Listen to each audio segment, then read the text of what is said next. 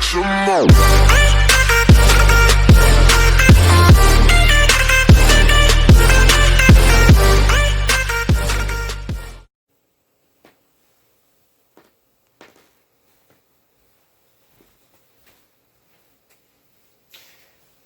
So, welcome back to another video. This is Infernal Shard 1 for the win. So, yesterday we did a video about our TV that we have exactly right here, and this is the TV that, if you want a budget like TV and still great quality picture and to take full advantages of the next gen consoles, even as well as these that we're going to be talking to, like I mentioned on my previous video, the Vizio P-Series Quantum, not the Quantum X, but just the Quantum P-Series, is a really, really great TV, and it's really incredible. But today, with this type of video, that we're going to be doing is we're actually going to be showing you guys and telling you guys why these consoles are still really worth. So, a lot of gamers have asked is whether if the Sony PlayStation 4 Pro or the Microsoft Xbox One X, are they really still worth the upgrade to basically get into 4K gaming if you have a 4K monitor or 4K TV like I got? Honestly, the answer is to that question is going to be a flat out yes. If you don't have the money to go out and get a next-gen console, especially with right now with how hard it is to even get one right now in stores, it's honestly really, really tough to get one. But if you don't want to spend the like $500 or $400 and some whatever dollars with tax and whatnot to get a next-gen console, then these guys right here are going to have your back completely if you really want to start 4K gaming. Now, this is only going to be effective for those of you out there that only have a 4K TV and that still only have either a slim or an original model PS4, or the same thing with the Xbox One, either an OG Xbox One or Xbox One S. In our next video we will be doing is also about the Xbox One S and the PS4 S and why they're still worth it. But right here is the PS4 Pro and the Xbox One X. These are the first ever game consoles from Sony and Microsoft that started to take full advantages of getting into 4K capabilities with 4K gaming. Not a lot of games support native 4K on this console, but you can still tell the difference going from like 1080p off the base PS4 and off the OG Xbox One. You can still tell the difference with games running at 1440p on this console and then upscale 4K rest of the way. You can definitely still see a clean difference. Now, these consoles from when they first launched, the PS4 Pro was launched back on November 10th of 2016, and Microsoft released the Xbox One X just a year later, and that's why this console is a little bit more powerful than this one by like 30% is what they call it.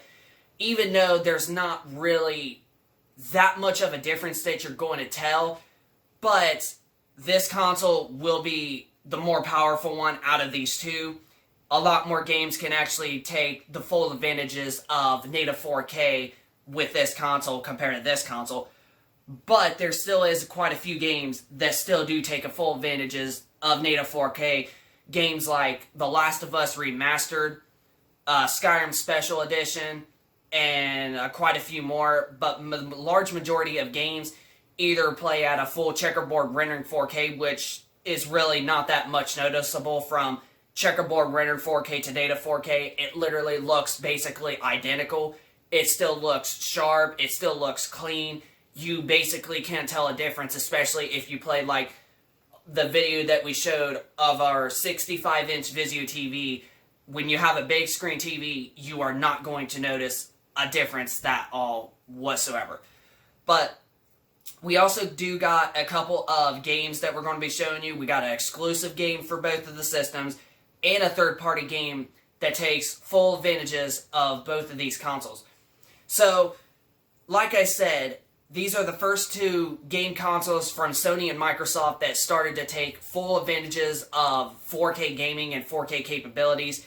You also get HDR on both of these consoles, and like I said on my previous video with the TV that I have and that I recommend for all you has the best HDR that you are ever going to see on any game. And like I mentioned, when I played Red Dead Redemption 2 on the One X, the game looked so gorgeous, like it almost looked like it was remastered for the next-gen consoles, and that was just because of the HDR. It was mind-blowing, like, and from when I looked at the reviews from ratings.com, they had the highest TV, which was this one that we showed you with the best HDR gaming capabilities ever. Right here, we're actually going to also talk about the games and the controllers. We'll actually go to the controllers. Now, this is not a normal, like, Xbox One controller. It actually, like, it is, but, like, this is not, like, the full-fledged black Xbox One controller. This is actually a special edition that I got, mostly because I just love, like, how the handles feel so smooth because of the, you know, it doesn't have much grip, and the controller basically feels really, really comfortable. Even though I'm not a super big fan of the Xbox One controllers, but with the texture feel of this, with, you know, like, so smooth and whatnot, I could honestly play with this controller any day of the week, and it's actually got me to now start playing Xbox One controllers again. But this is an actual regular Xbox One controller, but just it's a special edition, not the full-out Blends Black one. And this is right here is the PS4. These, like I said on our previous video with us showing off the TV, this is actually the best gaming controller, one of the best controllers that I've ever had. It's not just because it's smaller, but it's also because the handles, it's just really light. It's not heavy. And, like, Sony just really nailed it perfectly with the PlayStation 4's DualShock 4 controller. And I have a lot of fun playing with these controllers, like it all. And it's another reason why I prefer this system over that system, even though I play 90% really on both. There's just some things that I like about the PS4 Pro over the One X, and this is actually one thing. But these are the controllers that are for these consoles. So if you pick a PS4 Pro, you're going to get this one, and then, as you know, you're going to get not like this particular one unless someone's got an Xbox One X bundle at like a pawn shop or a GameStop, and they had one controller like this. You would be lucky to get one, but most likely you won't. You'll just get a like regular black one. But these are the controllers for both of the systems. Now, a lot of people have also wondered is, why are these consoles still really worth the upgrade, even if you don't have the money to get a PS5 and an Xbox Series X? Well, like I mentioned, like I said, these are the first two game consoles that support 4K gaming. This one does the large majority of 4K for most games. This one does a decent select few amount, and then, like I said, with some games running at 1440p or 1620p and 1800p and whatnot, and then upscale 4K rest of the way, you'll still be really, really thankful, and you will still tell the little difference from this console from like the base PS4 or PS4 Slim. So, the pricing wise, you can actually find like really good prices. Like, you could basically find these consoles if you get really, really lucky, and I don't know quite sure how much GameStop sells them for, because I haven't really been going to much GameStop lately, and I don't buy systems much there anymore, except I did get the new ones. But, I just don't basically go there no more, because a large majority of my games are now switching to digital distribution, digital only, and I'm starting to get less of disc copies of games.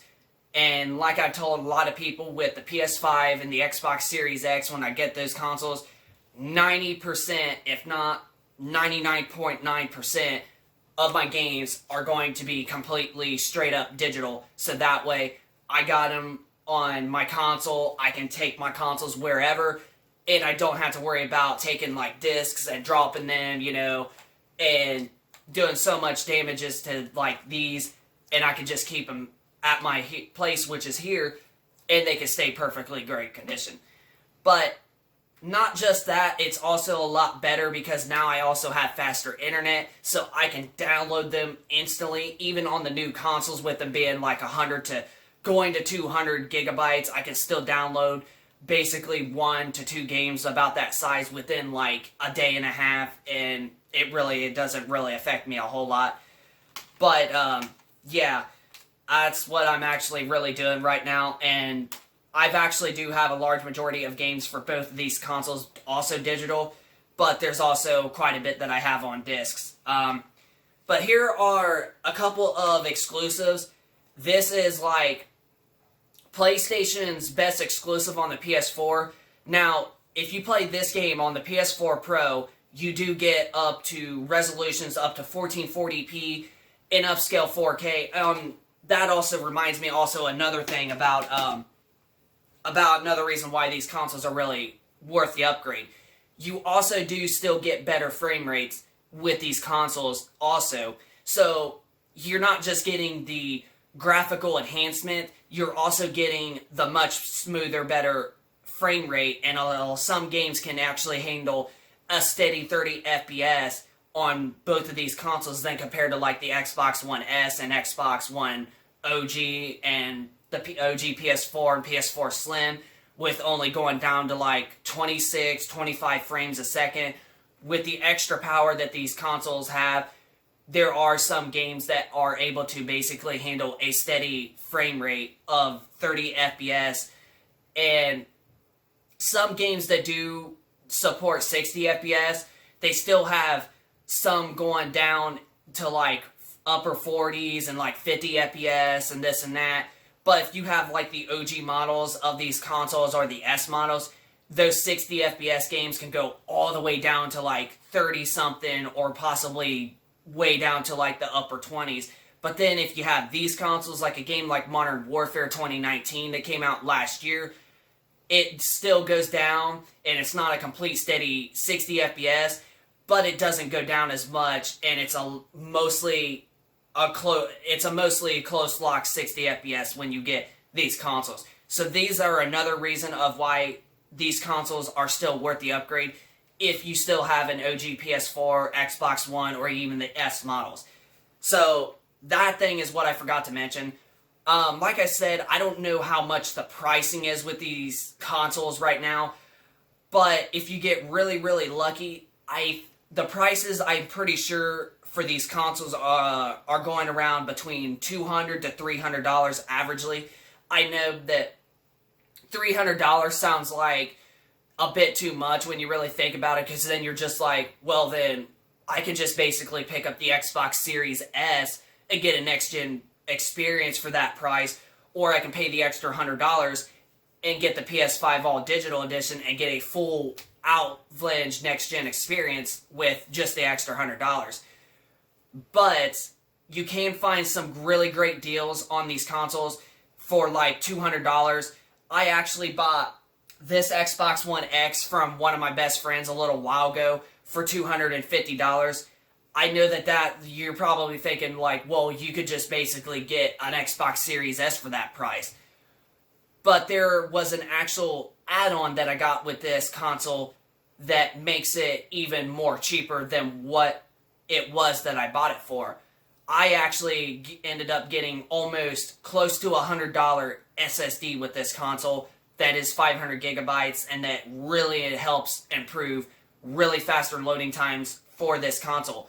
So I got that with the console itself for basically all of that with that price. My friend said that the SSD that he had for this console was about $70, $80. So that's actually was a pretty good deal and everything like that.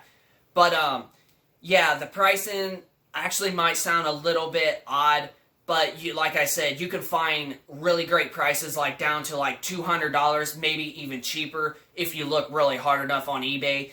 But a lot of people are selling these two consoles, especially for like $200 to $300. But it even makes it a little bit more odd because I've actually seen people sell like a PS4 Slim for $300, and it's like, why would you sell a less powerful console for that much? I can understand if it was like this console and maybe this console, but why in the world a PS4 Slim for $300? It just doesn't make any sense if you really ask me. But yeah, you just gotta look really hard. I don't know like how much GameStop is going for these consoles, but like I said, the pricing wise for these consoles is like going averagely between $200 and $300, and it really makes a lot of sense also in the same way because these consoles have only been out for just a few years, and that's basically cheaper than $400 that this baby was at launch and $500 that this one was at launch. So in the meantime, it may not be so much all that bad, but at the same time, it does affect you like, well, then I could just basically go get an Xbox Series S for that price, or pay the extra $100 for a full-fledged digital PS5 so I can get the full advantages of next generation for only $100 more. So you just gotta look, but you can find these consoles for roughly down to like $200, $250, and maybe even some cases maybe to $175 if you honestly get really, really lucky. But these consoles still have really, really lots of power into them. I know they're not quite as powerful as the next-gen consoles are, but these consoles still are really worth it. And Sony and Microsoft has confirmed that there still will be games coming out for these consoles for like the next 2 to like 4, maybe even 5 years at the most. And I think because of these mid-gen upgrades, it kind of expands the lifetime of these consoles maybe a little bit more farther, but that's just me speculating because of the power that these consoles have. And developers can honestly take a full advantages of them.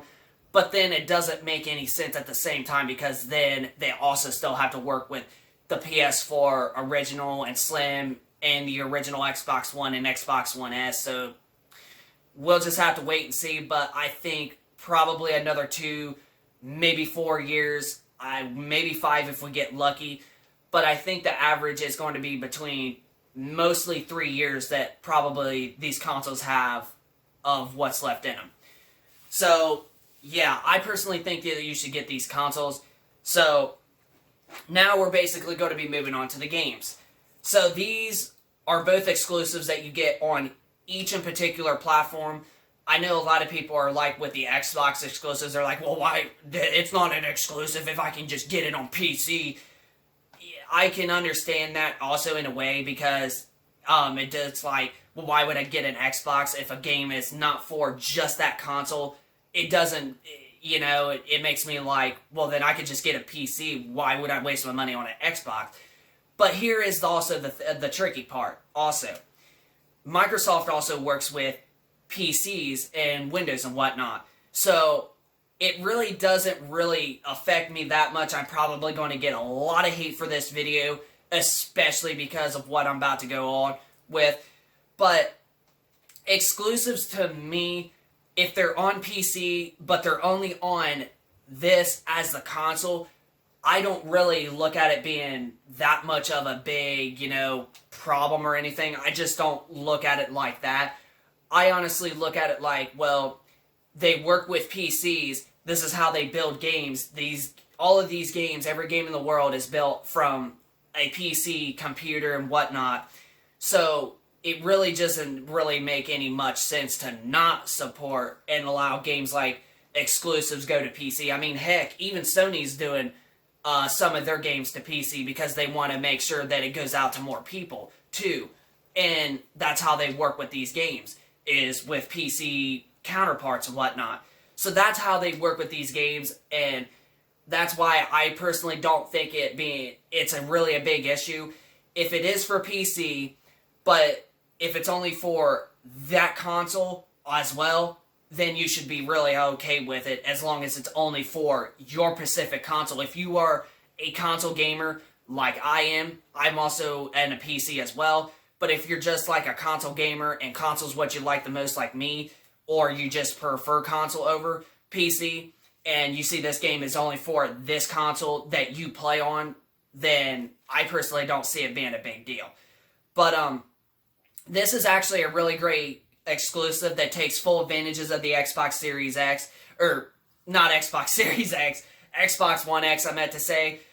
I swear, Microsoft really does need to change their name. Like, it's been proven a lot that people get confused a lot. But no, this is a game. It also does take full advantages of the Series X as well, with now supporting 4K, 120 FPS, and 60 FPS steady and whatnot.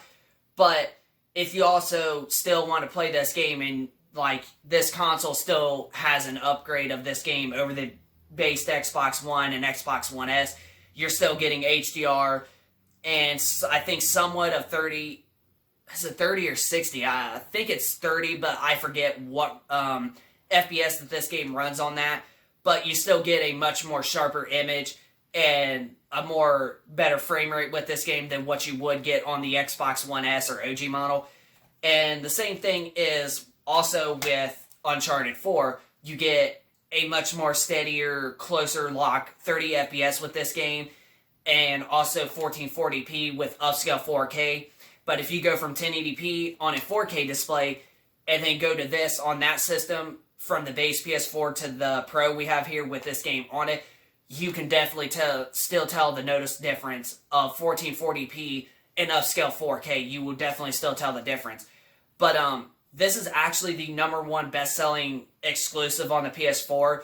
I'm actually right now almost done with Uncharted 2. I'm actually like 80%, 85% through Uncharted 2. I'm right on the last like mission or two.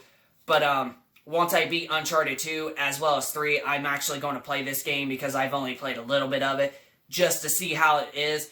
And I gotta say that this is still one of the best looking games this entire generation. Even if you just play this on the base OG PlayStation 4 over this console and this console, this game still really looks impressive. But if you play this on there, it's much more impressive with more sharp detail and everything about that. So, those are the exclusives that take a full advantages of the console. Now, here is a couple third-party games that takes full advantages of these consoles. These games take full advantages no matter what console on, even if you play this on that console or this game on that console. There still is minor upgrades that you will get with 4K visuals and whatnot that you will get. This game on the PS4 Pro actually runs at a full checkerboard render in 4K, but it also runs at native 4K on the One X. But like I said earlier in this video, you can't basically tell a difference between a game running at 4K, a checkerboard 4K like this one does on there, and running at native 4K on there. The resolution, I don't know how, what resolution that this game runs at, but I do notice that it is much more sharper and crisper and more, better frame rate on both of these consoles, and you also get HDR with this one. The tricky part about HDR is that if you plan on playing this particular version on that console, you do not get HDR for this game on the PS4 Pro. I know it kind of sounds a little bit weird, but you can also get HDR for this game on the Xbox One X, as well as the Xbox One S. And I know it kind of sounds odd, it kind of sounds a little bit weird in a way, because why would a game like this only support HDR on the One X and not the PS4 Pro? So it kind of makes a little bit sense. But still, either way, you will still see the crisp detail and the great, quality and better shadows and whatnot, and you'll still notice the difference between this game on the Pro from the base PS4 at 1080p with this game running at checkerboard render 4K. So you will still tell the difference no matter what, but these games actually are third-party games. These ain't exclusives that take full advantages of these consoles. So the main question a lot of people are asking is, are these consoles still really worth the upgrade? Well, like I said in the beginning of the video, 100% yes, these consoles are still worth the upgrade if you still have the base Xbox One, PS4, or PS4 Slim, and Xbox One S. and as well as you having a 4K TV display. If you have one of the OG launch consoles or the less powerful S consoles of these, and you have a 4K TV display or monitor, and you don't want to spend like $400, $500, $600 almost with including taxes with the PS5 disc drive and the Series X, then yes, these consoles are going to be worth your buck, because you are still going to get a upgrade experience, and you're still going to get better frame rates and much more sharper detail on graphics. And the awesome part is like I said, I still think the games are still going to get made for the next few years. You still got games coming out for them, like I've stated. So you won't be missing out on any new game in the future for these consoles. Like Microsoft has stated, we actually got a confirmed release date for Halo Infinite.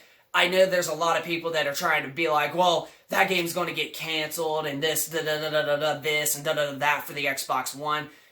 But it's been confirmed twice from 343 and once from Microsoft that Halo Infinite is still going to be coming to the Xbox One.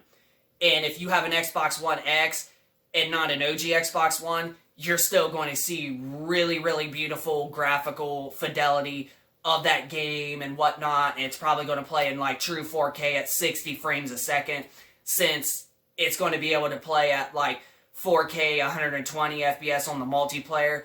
And it's probably going to do the same thing on the One X, probably at 60 frames a second and probably 30 on the campaign. But the game is still going to look really, really beautiful on the Xbox One X at standard 4K that this console supports. So you can find these consoles, and like I stated, you got plenty of time for games coming out for these consoles. So, are these consoles honestly really, really worth the upgrade? Pretty much they are. So, like I said, if you have an Xbox One S or a PS4 Slim or even the original models, and you have a 4K TV display and you want a great upgrade experience, and you also don't want to cash out the $500 some, $400 some dollars, these consoles have got your back. And I can tell you, you will be satisfied with these consoles no matter what the odds are. So these will be worth every penny that you can get. So I hope you guys enjoyed the video. If you guys could, smack the like button if you enjoy this content, and subscribe for those of you that are new to the channel, and we will be sure to keep you guys posted with more gaming content in the future. And as our next video, we will be showing off the PS4 Slim and the Xbox One S as our next video. And stay tuned in for that video, and also turn on notifications, so as soon as that video gets uploaded, you will not miss it. So rate, comment, and subscribe, and turn on notifications. And like I said, comment down below of your thoughts if you already have one of these consoles, or if this really helped out and this is going to make you want to get one of these consoles, or possibly even both. Just comment down in the comment section down below. So rate, comment, subscribe, turn on notifications, and we will catch you guys on the next video. This is Infernal Shard 1 for the win, signing out.